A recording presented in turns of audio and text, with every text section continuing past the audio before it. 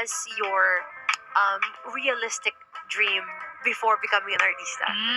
Interesting. Diba like, dati kami, I don't know with you guys, pero nung panahon namin, we had like nurse, doctor, engineer, ganon. So, what was yours? Exactly. We had the same Uh-huh. thing. I mean, siguro, my mom naman kasi is in the medical field. Okay. So, obviously, it was already instilled in me Yes. to go into that field. So, we say it's realistic because we study and then we go into that because it's more, you get a job after you study. So, that was my realistic, siguro, idea of what and where my life would be. Guys, imagine nyo lang kung sakali siya mag-change ng IV nyo, di ba? Ay, wow, kasi Kai, ang mag-check ng, ma'am, sir, ito na po yung yung gamot Ako nyo. pala yun. Di ba? Pwede naman, at the same Magdo-doktor. time, sige ma'am, out na po ako kasi Oo. may guesting pa ako Who knows, no? Who knows?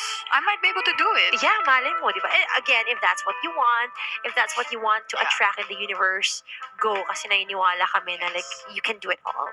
Galing, galing, galing, galing. Wow. Thank you, Thank you guys so so much for